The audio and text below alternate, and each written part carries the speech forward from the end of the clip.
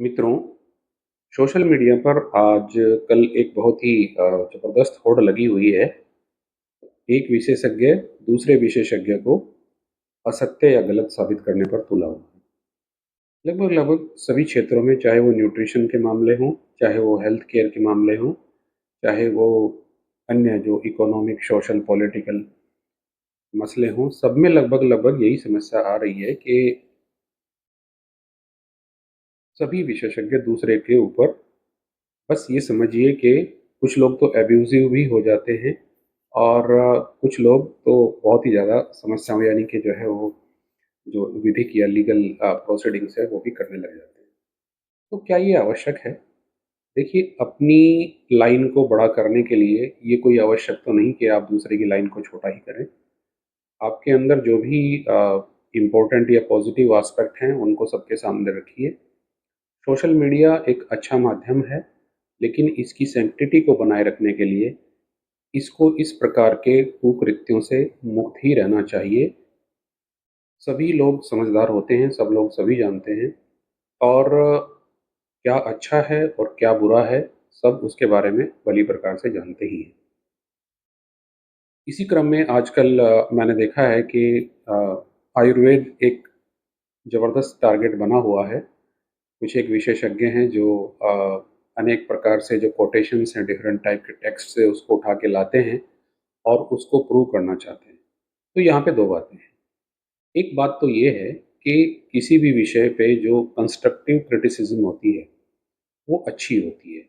कोई भी सब्जेक्ट हो, किसी भी प्रकार का हो, यदि कोई व्यक्ति उसको क्रिटिसाइज़ कर रहा है, तो वो कोई बुरी बात नहीं है, वो अच्छी बात होती है, क्योंकि उससे यदि किसी के अंदर कोई कमियाँ होती हैं, तो उसको उसको सुधारने का अवसर प्राप्त होता है। लेकिन यदि मैं किसी के प्रति बायस्ड हूँ, मैंने मन में ये ठान लिया है कि अमुक व्यक्ति तो गलत ही है, तो मैं उसका कोई भी एक ऐसी चीज़ उठा के ले आऊँगा जो नेगेटिव होगी और जो भी चीज़ें पॉजिटिव होंगी, मैं उनको सेट असाइड कर दूँगा।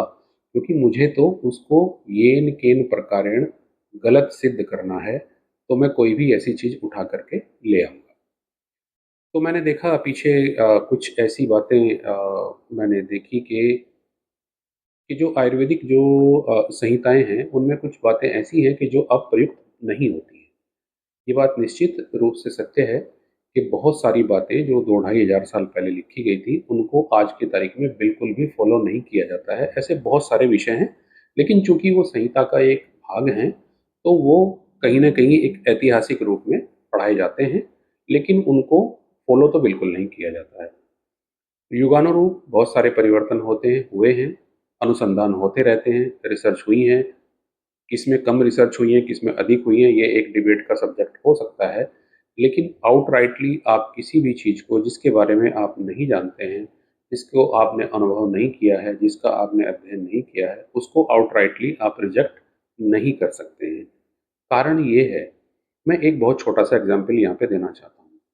जब हम लोग एक साइंटिफिक एक्यूमेन की बात करते हैं, एक साइंटिफिक एस्पेक्ट की बात करते हैं, तो एक बात बहुत ही ध्यान देने वाली है। मैं एक छोटा-सा उदाहरण आपके समक्ष प्रस्तुत कर रहा हूँ। दशकों पहले या कुछ 1 दशक पहले या 2 दशक पहले मधुमेह या डायबिटीज़ मेलाइटिस, जिसमें कि टाइप 2 डायबिटीज़ मेलाइटिस है, उसके बारे में जो धारणा थी, वो सभी लोग जानते हैं जो अ, एजुकेटेड हैं, पढ़े-लिखे हैं, वो इस बात को जानते हैं कि पहले ये धारणा थी कि ये जो टाइप 2 डायबिटीज़ होती है, इसका कारण पैनक्रियाज़ की जो बीटा सेल्स होती हैं, वहाँ से इंसुलिन का स्राव कम हो जाना है। ये पुरानी पुस्तकों में लिखा हुआ मिल जाएगा जगह-जगह। और उसके ट्रीटमेंट में कुछ ऐसी मेडिसिन्स प्रयोग में आती थी, जो कि उस इंसुलिन के स्राव को बढ़ाती थी और वो आज भी उनमें से बहुत सारी मेडिसिन्स प्रयुक्त होती हैं। अब जो थ्योरी है, जिसको कि हम इंसुलिन रेजिस्टेंस थ्योरी कहते हैं, उसमें ये माना गया है कि पैनक्रियाज़ का सिक्रीशन तो ठीक है, लेकिन जो सेल में उसकी सेंसिटिविटी है, वो कम हो गई है और वो इंसुलिन को रेज़िस्ट करती है, क्योंकि इंसुलिन जो है वो ग्लूकोज़ का एब्ज़ॉर्प्शन या ग्लूकोज़ का यूटिलाइज़ेशन बढ़ाता है, ऐसा माना जाता है। और जब उसका रेज़िस्टेंस कम हो जाता है, तो ऐसी कंडीशन में ये जो इंसुलिन है, ये सेल में ना जाकर के ब्लड में पड़ा रह जाता है। मैं एक लेमन टर्मिनोलॉजी में बात कर रहा हूँ। तो अब आप बताइए कि वो थ्योरी बिल्कुल उससे डिफरेंट अलग हो गई है।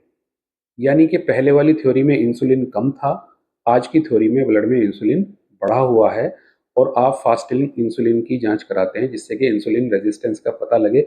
लेकिन वो जो दवाइयाँ जो पहले इंसुलिन के स्राव को बढ़ाती थी पैनक्रियाज से, वो आज भी आप प्रयोग कर रहे हैं।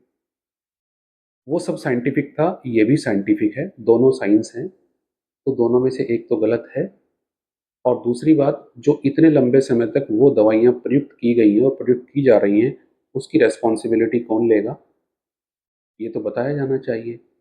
तो इसीलिए किसी भी थ्योरी को आउटराइटली रिजेक्ट करना, किसी भी थ्योरी को आउटराइटली एक्सेप्ट करना, ये कहीं से भी नीतिगत नहीं है।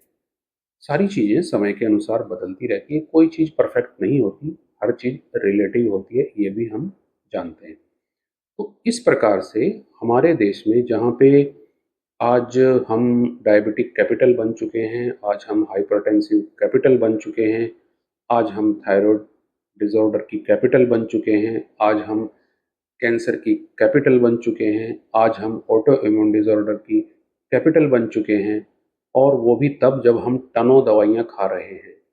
बहुत सारे लाल पीले नीले काले कैप्सूल और केमिकल्स को खा खा करके भी हम लोग डिजीज़ बर्डन को कम नहीं कर पा रहे हैं।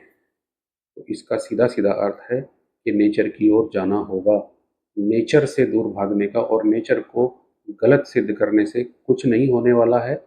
नेचर की ओर ही जाना होगा। ये 150 करोड़ का देश है। 150 करोड़ लोगों को आप 150 टन केमिकल खिला देंगे तो कुछ भी नहीं होने वाला है।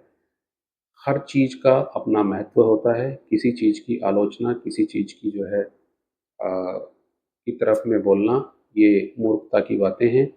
समय समय पर जो चीज़ जहाँ उपयुक्त होती है उसका वहाँ पे महत्व होता है। हर जगह हर चीज़ उपयुक्त नहीं होती है। इसलिए इस प्रकार की डिबेट्स और पर्टिकुलरली नेगेटिव क्रिटिसिज्म बिल्कुल अच्छा नहीं है देश के लिए। हाँ, पॉजिटिव क्रिटिसिज्म को वेलकम होना चाहिए। तो इसलिए यदि आप बायस्ड होकर के किसी के प्रति क्रिटिसाइज़ और उसको गलत सिद्ध करने पर तुले हुए हैं, उसका कोई अर्थ नहीं है। वो यूज़लेस है, व्यर्थ है, वो एक प्रकार की मूर्खता है।